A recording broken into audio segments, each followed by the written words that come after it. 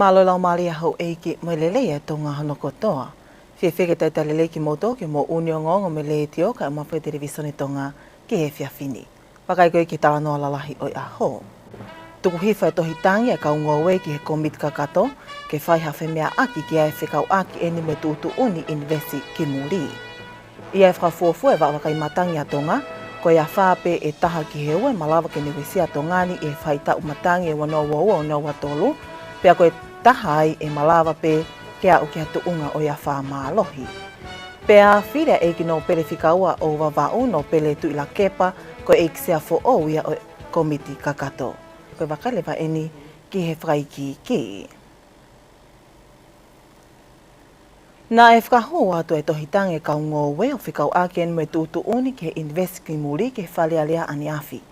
Nā e ka he whakahalo to i he whale e tuku hiwhai pe ki he komiti kakato ke whai hawhi mea aki ki ai. Koe ngahi makatunga e tangi ke ta auwhi whakatai me tūtu uni ke invest ki muri, ka e whakafoki ke kakai whanua ke tāla ngai. I he tohitangi ko e nine whakamooni kia e toko te au walutaha, koe kau ngowe e nanauta e fie maali ke tūtu uni invest ki muri. Nā e whakahuat ai tohitangi ko e ni i he aho walo au kosi ke e ki sea whalealea no peli whakawhanua. I he tohitangi ko e ni, o ia e tui e kau ngowe o mātu aki to tonu ke whai hawaka i whalelei ko e hui koe whenā pāsi ia mo e whonga tupu ane ma umo uime ai tonga i he kuohili. I he tūtu uni invest ki muri, o ku kāwai ahano ngā we i ai whangamoa mo e wha i moa, business security i, whanaunau mo whakawai ai uhila ki ngai apinofu anga mo ngai whare komisiale, pe e kano ngō we i ai talo, uwhi, kumala, manioke, hina, hiapo, lo akau mo e ka wā. Ko hono lau ene kalake o e whalealea ai tohitangi. O mautui ke oange e whainga maari e ngā ue whakawhat koloa pe ngā ue whaka intas. Ke kau investoa muri hange ko ngahi sikareti, heu i kai mau e tonga ai paanga lahi ke kamata aki. Hanga ue pehe, pea ko poto i ngā ue whakaono pōni ke whakahoko aki.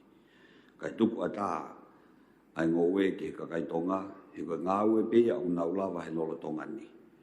Ko whakahoko he pure anga ha tūtūni, e ngahi tau ko mariwa tu ke humai e kāinga e sia o whakalere wharekoloa.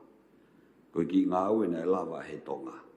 Pea neongo na e whai e whakawhepaki ki he whotuutu ngā ue koe ni kāna e ke hoko atu pe. Ahoni ko riua e kau e sia ai mala e whakataua koloa. Koe nau pehe pe ke puke ha koloa hange koe moa, koe ni honge moa ia atonga. Tal me ai mo mate taha pe ngai business tonga. Pea koe toe ngā o kimo ui o ikai ilo, koe hae wholoa e nau kātaki.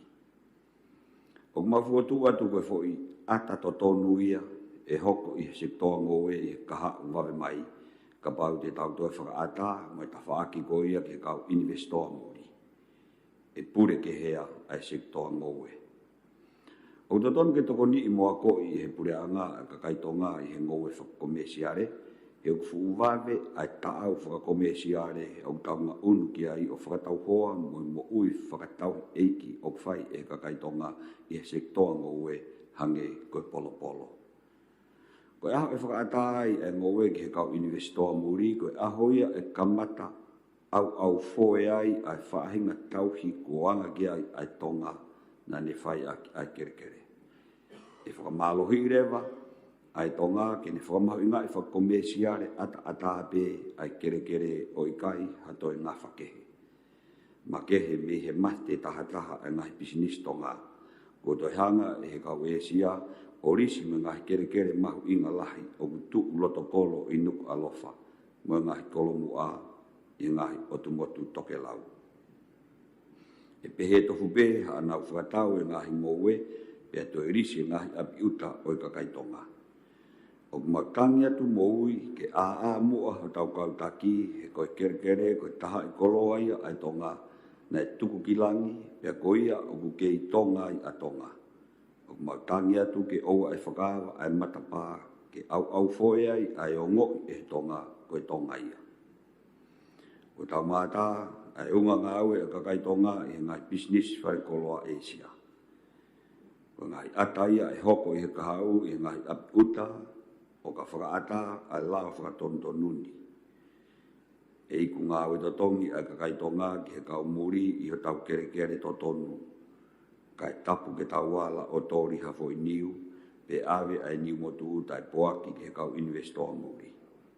Koe foi hala eni o tau lolotonga lue lue atu ki ai.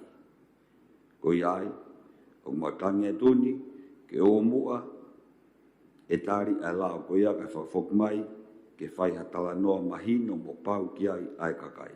Ko e tūtuuni koe nina e whakamooni kia e minista le ipa mālolo ta tafmoiaki i he ta ua noa wataha, pe a whakahu ia ki he whalea lia i he ta uni. Kai ke hene tari ke kawe ingani e minista e potu ngai whi whakatau aki mo langa whakalakaraga whaka-ekonomika to ke tāwri am lātu, o ne mea o pehe, ko lahi ano tāla ngai a laoni, pe au ku mahino o iai ai wheta e mahino aki i he tūtuuni ko e ni. Koe, mea bea ko whi i whakamaala ala tu koe, o kai ko hatu i tangi in whikawaki mo lao, ki he invest muri ka koe tūtuuni, nei whau he pure anga, o whatatau pepe mo e whi mau e te whito i lao eni. Pea, o kai pea e tai whi mahino aki, i hono whakauhinga i e whuirea ngōwe, pea o kutui ai pure anga ki ai ki he tai whi mahino aki koe ni, ka nei whatu e tūtuuni a koe ni, pea ngāwe ea ke whuirea koe ngōwe. Aia i he tau mua ia e kabineti i he whaulau na e uhinga e ngōwe ia i he nau whakauhinga. Koe nofo pe i he whakamaketi, kai pehe ki hono process. Ka oku whakauhinga mai a kinau tonu whaito i tangi ki ngōwe i pea uai pe e nau to tonu ki ai, pea moe whakaapa lahi. Ki he whia mau e ka kai whanua he ko utui koe tau mua mo intention e to i tangi koe ni. Koe whai peke malu i kakai. Ka koe whi whakahaa peke mea i whare e kin. Koe ta wene taha lere mai e tūtuuni koe ni. Pea o te kia ki ha invest mūria e whai. Ki ta wha koe ni pe ia kakai te nau kore. Aia koe kore koe ke ta ofi whakatai ni. O blotonga i kai peke whaha ngā ue ia ki ai. Kau te kai ki kau kore laisen ni mai. Pea koe tūtuuni ngā ue e potu ngā ue. O ku tala mai pe o nofo whakatapau pe koe kore laisen invest muri a hata. Muri e nofo pe i hono process. Pea mo hono whakamaketi. Ka ko ikai, ko hono tō, pe hono ngōwe. Ko ia e sea o ku loto leipe i pare mia. Pea mo e te pire e pura ngā ke te o mai pe ke whaha wakai ki ai. Ke toi tango ni mo e whakapapalahi ke tina duna nau whahau ke toi tangi. Ka koe isi uhe ni koe whakauhinga e sea. Pea o tikai ke mautari e matoha kore mai ki o mai o investi e ta whako ni. Pea o tikai ke whakalaisen ki ai. Pea o tikai ke ha taha muri tene ngōwe. O kutui e kau ngōwe o i kai ki whapotopoto ano tari e tūtuuni ko e ni, ko uhia ko ata mai e matapā e ni ia ki he kau muri, ke nau hau o ngōwe i ato ngani, kai i kai ke whakaivia e kau ngōwe whakaloto whanua. Kai ke koe kawe ingani ne e tari ai pē ke tuku hifo ki komiti kakato, ke whai hawhi mea aki ki ai. O ku tau hanganaki atu e ni ke whai ta ua wha aia koe kamata ia i he aha oloaki o Novema, o lele pē ke hatou no e peleli o i tau fo'ou. Koe whakaiki ke tala nō ko ia pia mo Alice Tupou. Iene pēhea koe hei e whawhawhua ai wa awakai matangi a tonga e si anga ngahi matangi saikolonia i hono whahoko ki anga maheni, kai lahi anga uha ki e kotoa o tutonga i he whahita ua wha wanoa tolu, mā tonga i he whahita o lani nā. O kia me whawhawhua koe a whape e taha ki he ua i whahita ua wha, e malawa ke o koe ke tuunga i a wha mālohi, e koe mahina ko sanuari mo Februari o tau whaou. Koe taimia whawhawhua e lahi ngai whainga maari, koe ke hoko i haa wha ki tongani. E lahi ngai whainga maari ke a whangia e ngahi waiwhanua koe o haa pai tonga tapu mo e wā. I e whamatala koe toko ntale kita o i wawakai matangi a tongala i te awhiwhita lo tonga programa le teo mo televisione e ofisi mo e ngahi kopo whekau akina ne pehe ai. Koe whahita o a wha koe ni, koe whahita o la nina. Pea koe tau hoko ni e tolu mo e la nina pea e tau whaahita a ua wha. Nani whamana alai ke whaunga malawai ke nau tala ai whaahita a ua wha i he tau. O mau fua pe mau mau ia me hono mui ai whetawhi aki pe koe whetuku holo ai potahi o ku maa whanange pa moe potahi ko moko ange i he Pacific Saute. Aia koe tau whahai tau ia ke tau mahi no I whaingo fua o ku tipeni ia pe ku makatu unga ia. Me he whehu whaki pe ku whetawhi aki ai potu tahi o ku mawhana. Whewhei tu o ku nau whetukutuku ki ai pe ku whewhei tu o ku iai pa mo potahi moko ange. Aia hange pe ku talanoa koe whahai tau whakane ku lanina. Koe talanoa koe whahai tau ku lanina. Ka pati tau whakakaukau loto ke potahi Pasifiki. Aia kono uhinga koe whetukutuku anga he potahi mawhana mo moko ange. Koe whahai tau koe ku lanina o ku whetukutuku ai potu tahi o ku mawhana makehe ange o nofo ke ngahi Eria o Australia, Papua New Guinea, pe mo Solomone. O ku I wherewa ai potahi au moko ange. O ku ne kā pui mai e ia ai toenga ngahi potahi me wahi whanua Pasifiki o kauai ai o tutongani. Nei behea e tari ki tā koe ofisi whawhanua ki ngai mea whawhawha ma whamaka o ko mahu inga ki ma te teo pe ai ka kai e whanua pe koe hae to unga ea o kei mālohi o ngahi saikoloni whatau piki koe ni i ene ahia koe tau whanua o malawa pe ke tau matu uaki. Koe tau mateu koe mea mahu inga ia koe uhi ke ua na tau whawhonga warea pe tau matai warea kai iai hamo ui e more pe koe lahi mau ke te koloa o kuia teki tau tolu o tau hi. Pea koe ngahi koe tātarai whare whokia o whahoko pia e taimi kotoa he polo kalama ai nimo o whahoko ke tukui kolo pe he koe ngahi ako anga pe he ke ngahi siasi o kulawa pio whae tātarai whare ai. Pea maha koe mea mahu inga ia I he lolotongani koe taimi pe eni koe hui koe ki taimi koe me I he weekendi ki he aho ulua ki o no au pito. Ku whaamu pe ke toi whakamanatu pe ngahi mea mahu inga koe ni. Mahalo koe tuunga lere I taha ka teki tau tole taimini ke tau toi wakai I beho tau nofo anga. Pe ku mahalohi whiunga e nofo anga au tau iai. Malu whiunga koe uhi ka pau e hoko maha whakatamaki o ku ne malawa pe ke ne matu uaki. Koe taimilere e ni ke tau sio ke he ātakai koe o ku tuuai ho tau ngahi nofo anga. Pe koe ai hangahi ulu akau o ku wofi ki he nofo anga. Tene malawa ke ne uesia ho tau ngahi nofo anga. Pako taimilere e ni ke whai ngā ue ki ai ko no tukuhifo ulu akau ko ia. Whai hano whakaata. Pehe whoki ke taimi whoki ni ku whatonga I ulahi abito ngahi langa ulere he taimini. Pea koe taimilere e ni ke whai hano siofi. Whakahoko pe ngā ue, kumahui ngā ubito whakahoko ngā ue ia. Kai taimi tatau pe, whai pe hano nimasi pe hano whakamao popo he taimi kotokotoa pe. Ke tukunga lerei, te ria na ia ha hoko mai ha matangi. Pea ne hoko ngahi nau koe ni ke ne uesi ai nofo anga.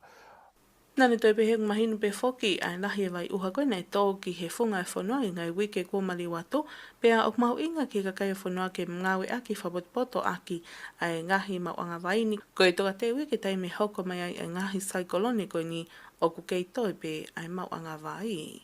Ma ai ngongo ai leiteo mai televisone to ngā koa o Alice Tupou.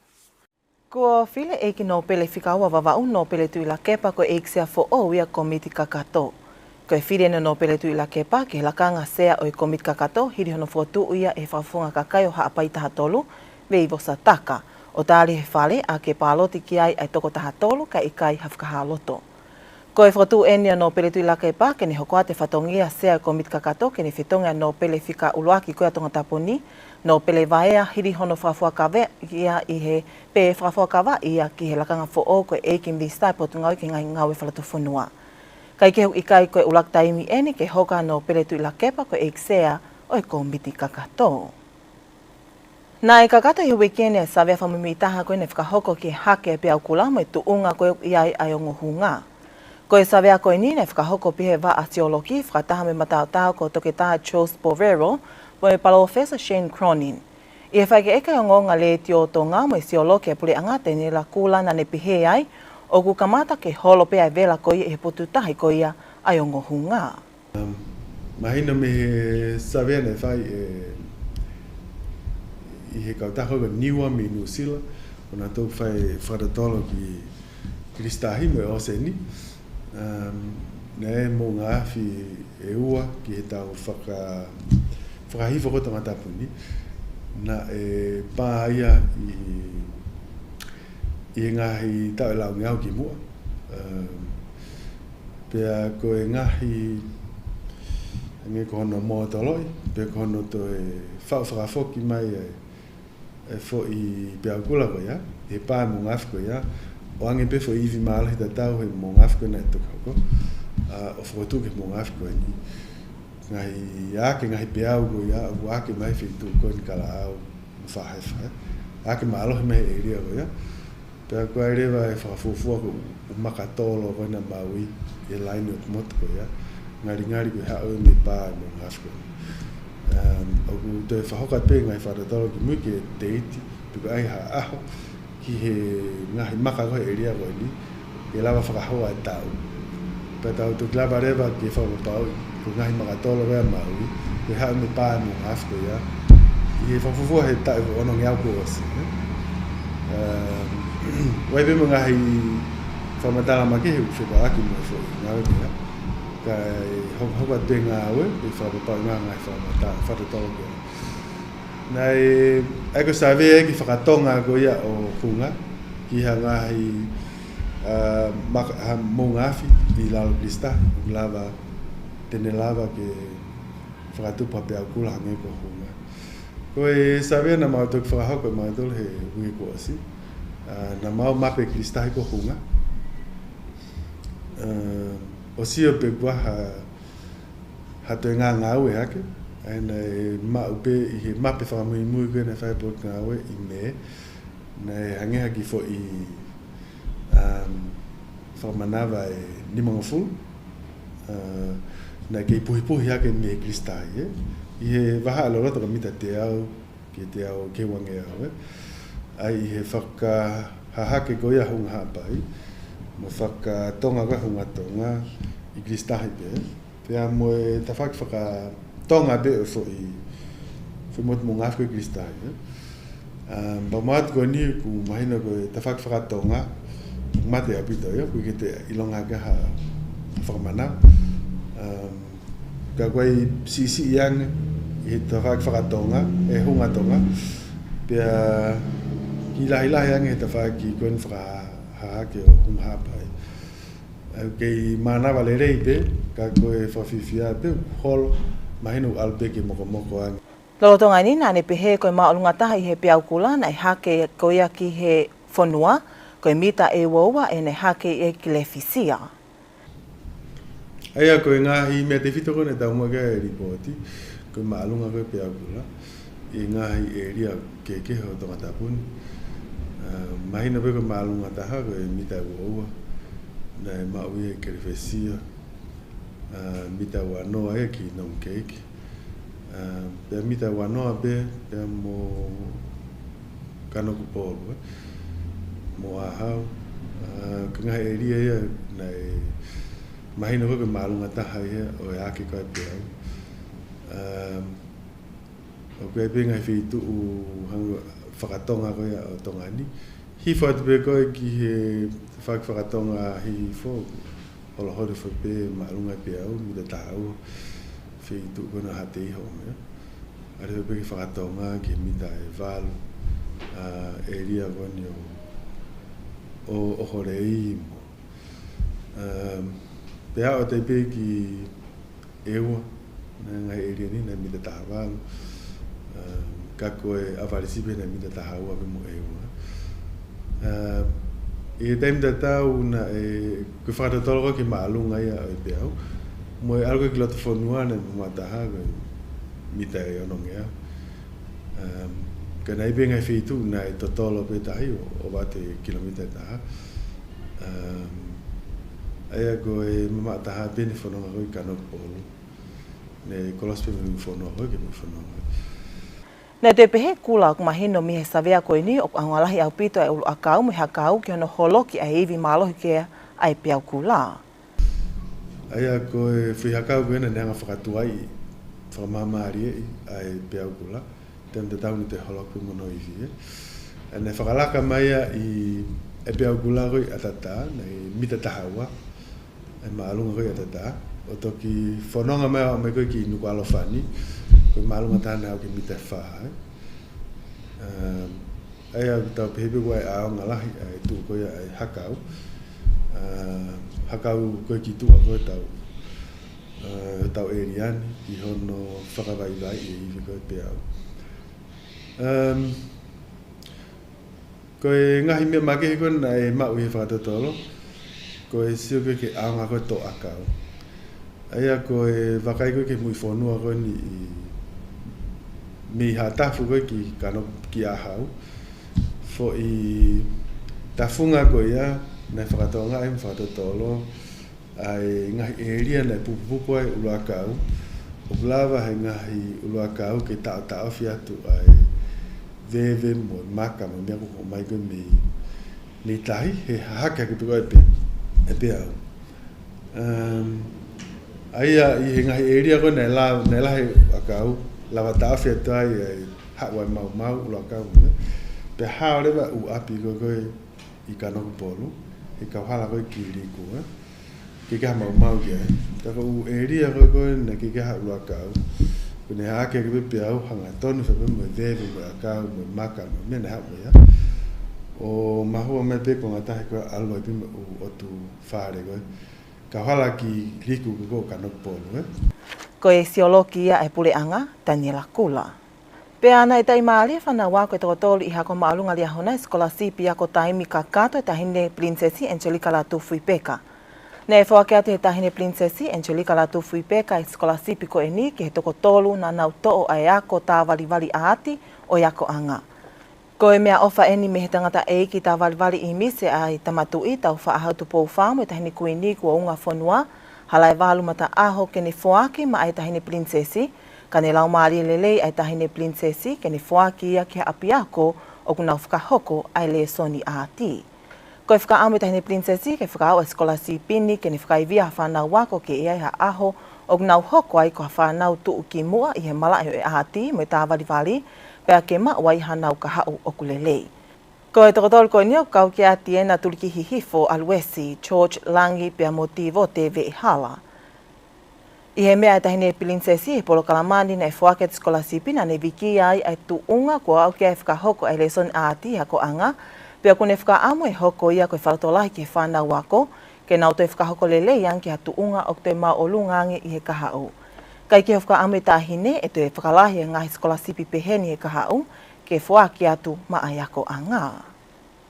Ki mua patau mawai tatu e wakai pehen ke tala no lalahi oi aho. Tuku he whai tohitangi e kau ngowe ke he komiti kakato ke whai hawhi mea aki ki ai whikau aki eni mo e tūtu uni Invest ki muri. Ia e whawhofua e wakai matangi a tonga ko ia whape e taha ki hewa e malawa ke ne wesi a tongani I he whai tau matangi o tau wano wau o nau watolu pea koe iai e taha ai e malawa ke au ki hatu unga o ia wha malohi. Pea whira e no pele whikau a wawau no pele tu ila kepa koe e ksea fo o ia o e komiti kakato. Pea koe kakato pe moongonga lea whakatonga me le tio tonga uruaki mo ua ka mawhaka television tonga lea whaka amne au tona piloto whare tonga hono kotoa. Whamalo te tau kei whi au mai, ka monea.